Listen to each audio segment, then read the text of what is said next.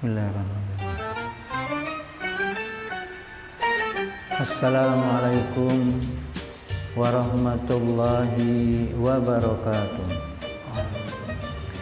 Innal hamdalillah nahmaduhu wa nasta'inuhu wa nastaghfiruh wa na'udzu billahi min shururi anfusina wa min sayyiati a'malina. May yahdihillahu fala mudhillalah wa may yudlilhu fala hadiyalah. Asyhadu an la ilaha illallah wahdahu la syarikalah wa asyhadu anna Muhammadan abduhu wa rasuluh. Allahumma shalli wa sallim ala sayyidina Muhammad wa ala ali sayyidina Muhammad. A'udzu billahi minasyaitonir rajim. Bismillahirrahmanirrahim. Wa iz ta'azzana rabbukum la in syakartum la azidannakum wa la in kafartum inna 'adzabi lasyadid. Qala Nabiyyu sallallahu alaihi wasallam may yuridillahu bihi khairan yufaqihu fiddin. Shadaqallahul azim wa shadaqa rasulul karim. Yang saya muliakan Pak Ustadz Ritulus beserta segenap pembina pengurus dari Yayasan Insan Mulia dan hadirin yang dirahmati oleh Allah Subhanahu wa taala. Marilah kita tidak bosan-bosannya mengucapkan puji syukur kehadirat Allah Subhanahu wa taala yang selalu melimpahkan kepada kita semua nikmat-nikmat yang tidak pernah sedikit pun berkurang nikmat tersebut ya, diberikan kepada kita. Dan semua nikmat ini cuma-cuma ya. Kita tidak perlu membayar kepada Allah SWT. Allah Maha Kaya, Allah tidak butuh ya, bayaran dari kita. Dan kita sangat berhajat mutlak kepada Allah Subhanahu wa taala. Setiap saat, setiap detik, dimanapun tempat, dalam keadaan bagaimanapun, kita mutlak bergantung hanya kepada Allah Subhanahu wa ta'ala ya. Maka kita tidak ada lain hanya bersyukur, mensyukuri segala kenikmatan ini. Allah Subhanahu wa ta'ala pasti nanti akan ditambah kenikmatan kita ya. Dan akan terus ditambah sehingga nanti disempurnakan ketika di alam akhirat dengan kenikmatan yang sempurna, kenikmatan yang tidak pernah diberikan kepada siapapun di dunia ini, dan ratusan bahkan lebih berlipat-lipat kali ganda daripada nikmat. Maka mudah-mudahan kita senantiasa mendapatkan bimbingan dari Allah SWT, pertolongan, kemudahan untuk menjadi hamba-hamba yang bersyukur kepada Allah Subhanahu wa ta'ala. Dan Allah SWT memberikan kepada kita satu kenikmatan yang luar biasa, yaitu agama. Agama ini kenikmatan yang tidak semua orang diberi oleh Allah Subhanahu wa ta'ala. Kalau harta semua diberi ya, kesehatan semua diberi ya. Apalagi yang bersifat kedunia itu semuanya diberi. Dan Allah SWT tidak pandang ya, bahkan orang yang tidak beriman, orang yang tidak bertakwa kepada Allah SWT tetap diberi ya. Karena itu kenikmatan-kenikmatan yang umum, yang biasa, yang di sisi Allah SWT tidak ada nilainya sama sekali. Tetapi khusus untuk hamba-hamba Allah SWT yang dicintainya, maka Allah memberikan satu kenikmatan yang namanya agama. Dan kenikmatan agama ini luar biasa ya. Mungkin kita semula ya nafsu kita tidak menyukai, kita bahkan salah paham ya. Tetapi pada akhirnya ternyata sesuatu yang sungguh luar biasa ya. Satu kemenangan, satu kesuksesan, satu kebahagiaan yang semua orang pasti menginginkan. Ada satu kisah ya. Seorang raja, dia punya satu orang putri ya, satu-satunya putri raja yang sangat cantik sekali. Maka raja menginginkan untuk mencarikan menantu. Siapa kira-kira yang pantas untuk menjadi pendamping putri raja. Sekaligus nanti akan dijadikan putra mahkota. Nah, tetapi raja belum menemukan siapa yang pas untuk menjadi pendamping putri raja dan nanti akan menggantikan kedudukan sebagai raja. Kemudian berembuk dengan penasehat kerajaan. Setelah berembuk, penasehat memberikan satu usulan, ya, diadakan sayembara. Kemudian raja dibisiki tentang sayembara tersebut. Mendengar usulan dari penasihat raja ini, maka raja sangat gembira sekali, setuju sekali. Kemudian pada saat yang telah ditentukan, dikumpulkan semua laki-laki yang ada di negaranya di suatu tempat di tanah yang sangat luas. Siapapun boleh ikut, ya, tua, muda, kaya, miskin, ya, bangsawan maupun rakyat jelata, semuanya boleh ikut. Dan semuanya ingin ikut. Siapa yang tidak ingin untuk menjadi suami dari putri raja yang memang sangat cantik sekali? Siapa yang tidak ingin menjadi raja yang akan mewarisi semua kekuasaan, kekayaan dari sang raja? Maka semuanya mendaftar.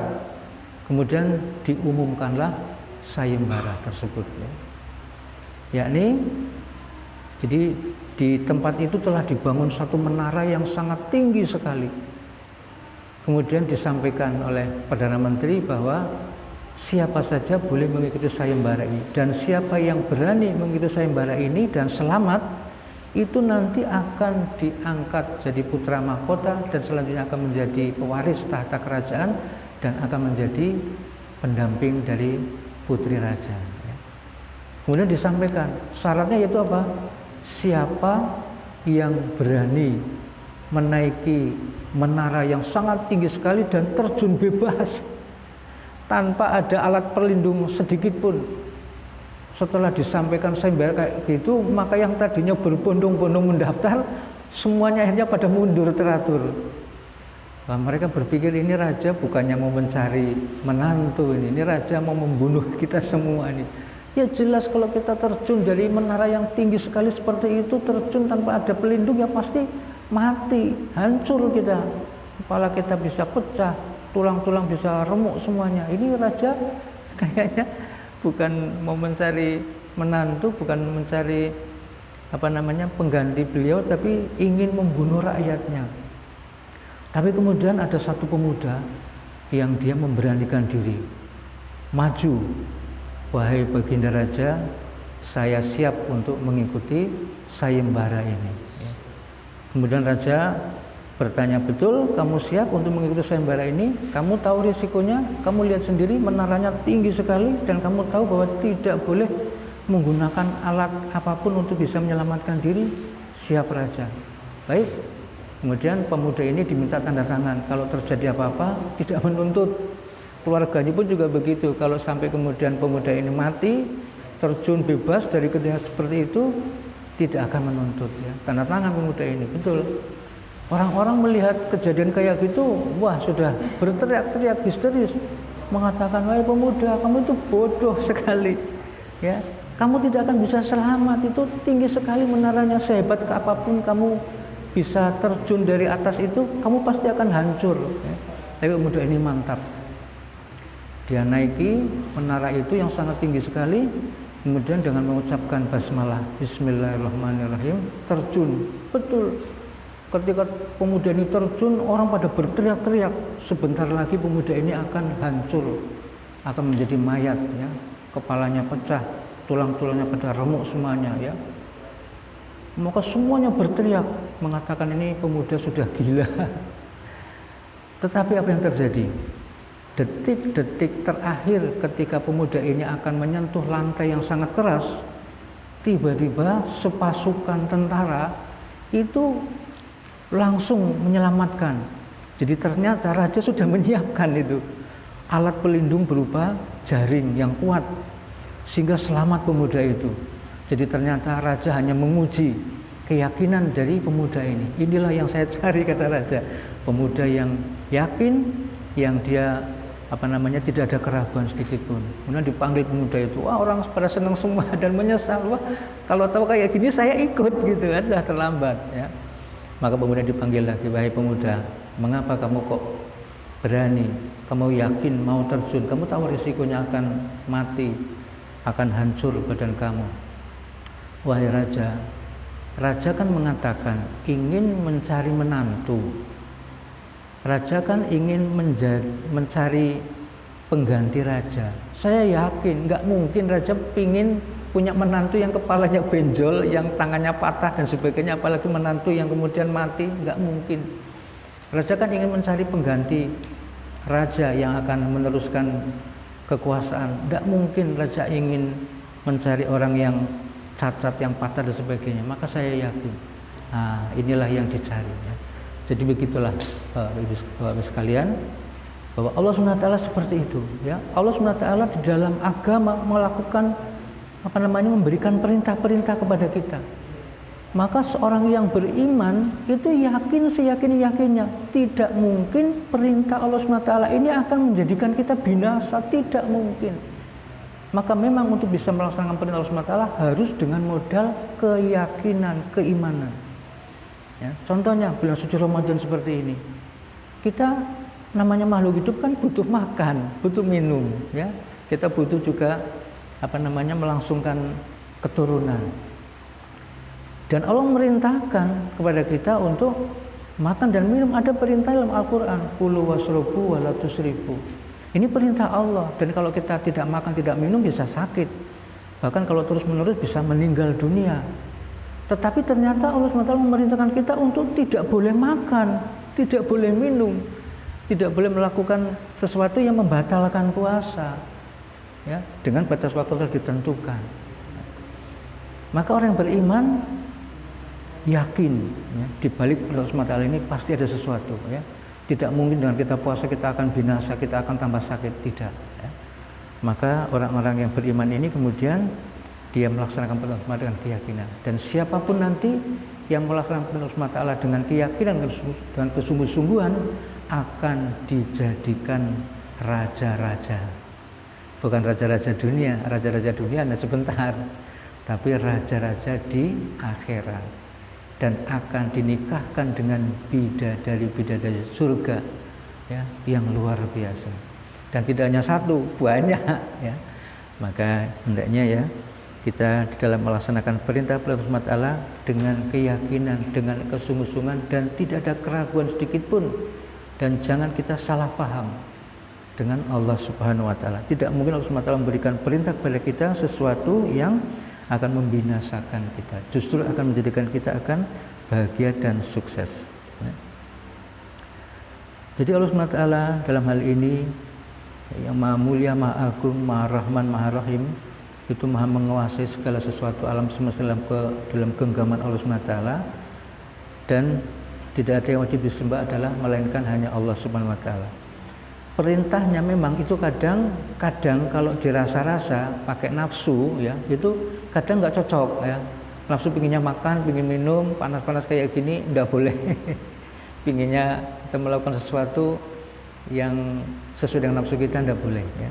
Tetapi pada akhirnya nanti Allah SWT akan memberikan ya, kebahagiaan, kesuksesan, kemenangan yang besar kepada orang-orang yang melakukan perintah-perintah Allah SWT.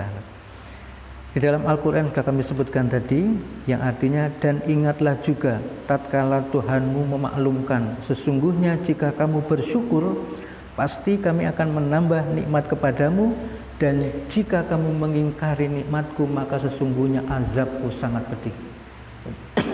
Jadi tidak ada pilihan kecuali kita hanya mensyukuri. Kalau kita mensyukuri akan ditambah, akan disempurnakan nikmatnya. Tapi kalau kita tidak mensyukuri, kita mengingkari, kita akan diazab dengan azab yang sangat pedih.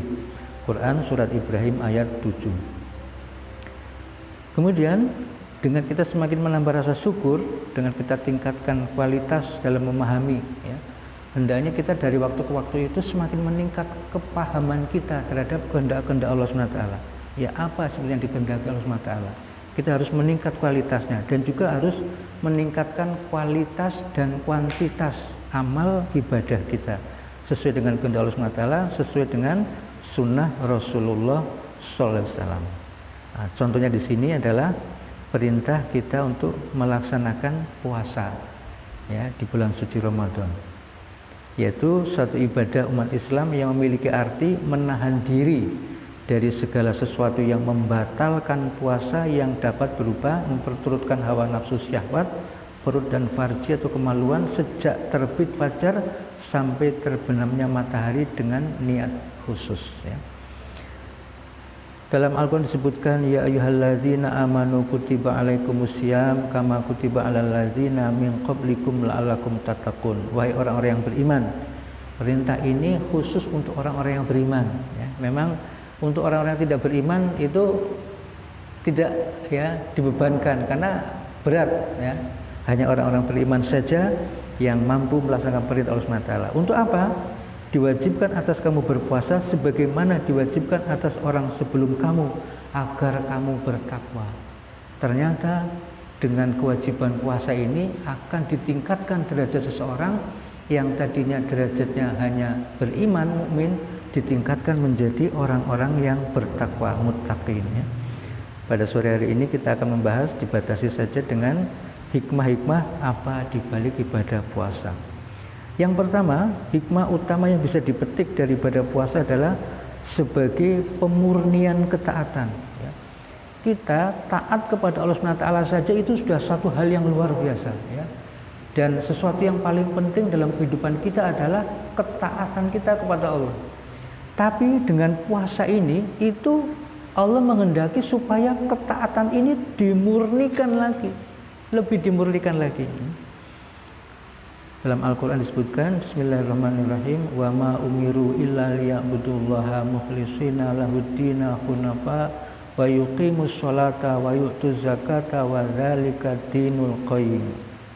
Padahal mereka tidak disuruh kecuali supaya menyembah Allah dengan memurnikan ketaatan kepadanya dalam menjalankan agama yang lurus, dan supaya mereka mendirikan sholat dan menunaikan zakat. Yang demikian itulah agama yang lurus ya. Quran surat Al-Bayyinah ayat 5. Jadi makan dan minum itu kebutuhan. Kita sebagai makhluk hidup wajib makan minum. Tidak makan tidak minum sakit kita. Terus nggak mau makan minum ya, bisa lemes. Terus nggak mau makan minum mati. Dan itu suatu perbuatan dosa, sengaja tidak makan minum biar mati, dosa. Dan itu ada perintahnya dalam Al-Quran ya, kulu wasrobu wala tusrifu. Tetapi Allah SWT ingin menguji hamba-hambanya dengan memurnikan ketaatan ya. Yaitu Allah SWT yang tadinya makan minum itu wajib dan itu perintah Allah SWT, sekarang kemudian diharamkan ya, diharamkan walaupun dalam batas waktu yang tertentu. Nah, maka ketaatan kepada Allah SWT ini sesuatu yang mutlak di atas segala-galanya ya. Ketika Allah SWT memerintahkan kepada kita sesuatu, maka samina wa ta'ana. Inilah hikmah yang sangat besar dengan kita berpuasa ya. Jadi kita akan memurnikan ketaatan hanya kepada Allah ya. Ketika Allah SWT memerintahkan kepada kita untuk tidak boleh makan, tidak boleh minum, walaupun itu adalah suatu kebutuhan kita, walaupun itu juga tadinya perintah Allah juga, tetapi ketika Allah memerintahkan kepada kita, kita lebih mendahulukan perintah Allah SWT, ketaatan ya. Seorang muttaqin itu siapa? Adalah hamba-hamba Allah yang mempunyai rasa takut hanya kepada Allah Subhanahu wa taala saja ya. Jadi dia tidak takut kelaparan, tidak takut kemudian masalah-masalah yang lainnya. Karena yakin di balik perintah Allah SWT ini pasti ada sesuatu yang jauh melebihi daripada segala-galanya. Dan benar, ketika kemudian seseorang itu bertakwa melaksanakan perintah Allah SWT, Allah memberikan sesuatu yang justru melebihi hanya sekedar apa yang ditakutkan manusia ya. Jadi dengan tidak makan, tidak minum itu malah derajat kesehatannya meningkat. Banyak penyakit-penyakit yang bisa disembuhkan justru dengan puasa ya. Banyak hal-hal yang dengan puasa itu malah kemudian jadi sehat ya. Kemudian yang kedua, manusia adalah makhluk sosial ya, dan dengan ibadah puasa seorang manusia dapat merasakan bagaimana menderitanya menahan rasa lapar dan dahaga ya. Penderitaan sangat luar biasa ini, lapar dan dahaga ya. Nah, ketika orang kemudian merasakan langsung menderitanya orang kalau lapar, menderitanya orang kalau haus, terlebih-lebih dalam suasana yang panas kayak gini, itu kemudian akhirnya timbul rasa kemanusiaannya, tumbuh rasa kemanusiaannya ya. Janganlah kamu sekalian saling mendengki, saling menipu, saling memarahi dan saling membenci. Muslim yang satu adalah bersaudara dengan muslim yang lain. Oleh karena itu, ia tidak boleh menganiaya, membiarkan dan menghinanya. Takwa itu ada di sini. Rasul menunjuk adanya 3 kali. Seorang itu cukup dianggap jahat bila ia menghina saudara sesama muslim. Setiap muslim satu terhadap muslim yang lain itu haram mengganggu darahnya, hartanya dan kehormatannya. Ketika kita kemudian merasakan penderitaan, rasanya lapar, haus, baru kita bisa memahami, merasakan betul tentang perintah Allah SWT dan hadis Rasul bahwa kita harus peduli terhadap sesama ya. Tadinya ketika kita masih kenyang, masih tidak merasakan kehausan, kita seakan-akan tidak ada masalah ya, tidak mempedulikan orang lain. Tapi begitu kita merasakan sendiri, baru iya ya, ternyata begini rasanya. Baru kemudian kita bisa ada kepedulian kepada sesama. Perumpamaan orang-orang beriman dalam hal saling mengasihi, mencintai dan menyayangi bagaikan satu tubuh. Apabila ada salah satu anggota tubuh yang sakit, maka seluruh tubuhnya akan ikut terjaga dan panas ya. Ini hadis riwayat Bukhari. Itu juga akan bisa kita renungkan, kita rasakan sehingga akhirnya kita bisa mengamalkan. Oh iya ya betul ya. Sehingga kita ada kepedulian untuk menolong sesama. Sehingga dengan adanya Ramadan ini, puasa di bulan suci Ramadan akan memecahkan masalah sosial kemasyarakatan yang ketika kemudian kita dalam keadaan berkecukupan itu sangat sulit sekali untuk bisa melaksanakan perintah agama ini. Kemudian di bulan suci Ramadan setan-setan dibelenggu, maka umat manusia lebih mudah untuk menjalani perintah-perintah Allah Azza wa Jalla. Selain itu juga di bulan suci Ramadan dijanjikan pahala yang berlipat-lipat kali ganda, menyebabkan orang-orang beriman semakin bergairah dalam meraih begitu banyak keutamaan ibadah di bulan suci Ramadan ya. Sudah diikat setannya sehingga semakin semangat, ditambah lagi diberi keuntungan yang begitu banyak ya, pahala yang berlimpah-limpah.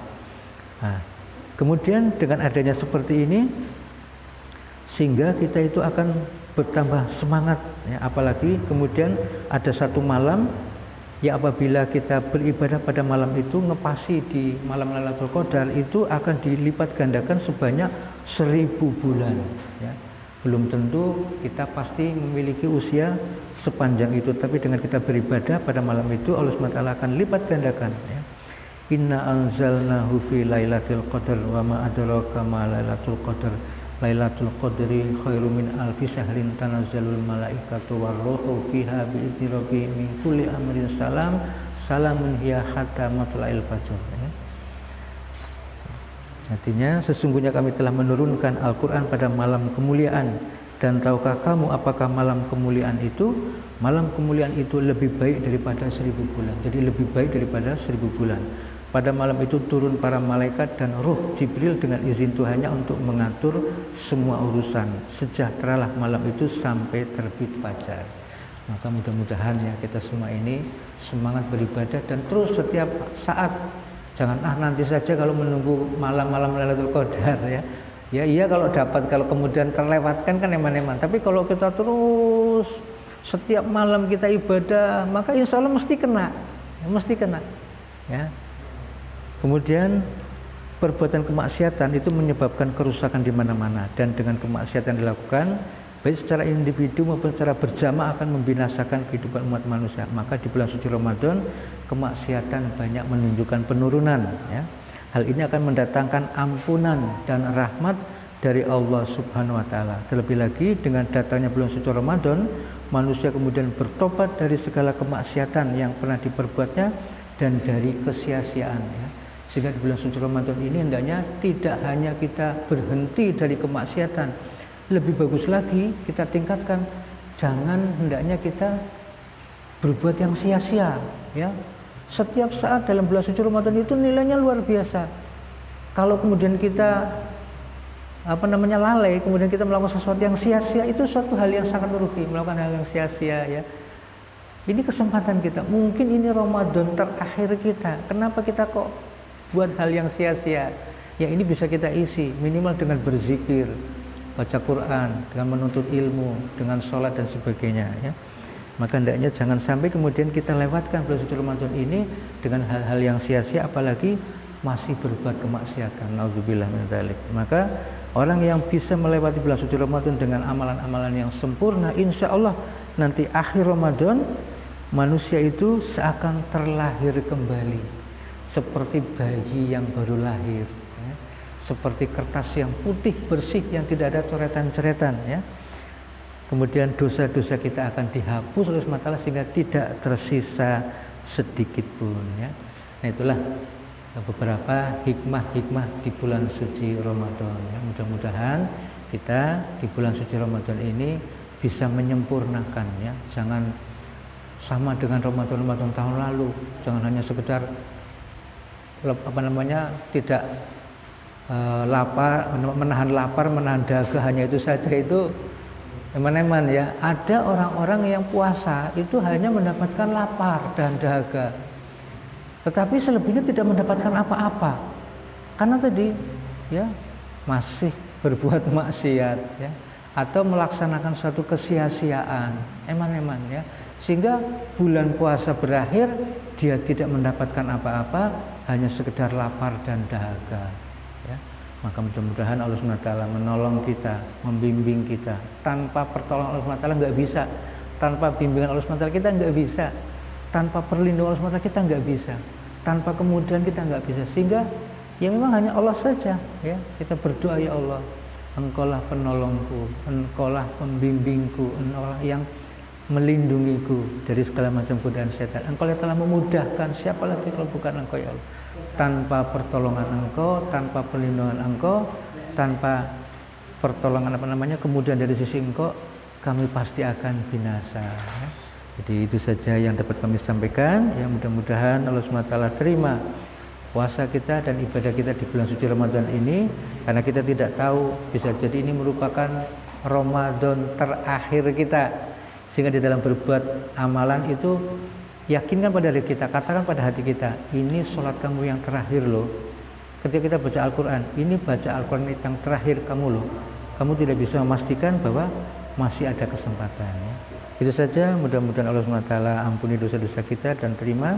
Allah SWT jadikan kita hamba-hamba yang bertakwa, insya Allah. Wassalamualaikum warahmatullahi wabarakatuh.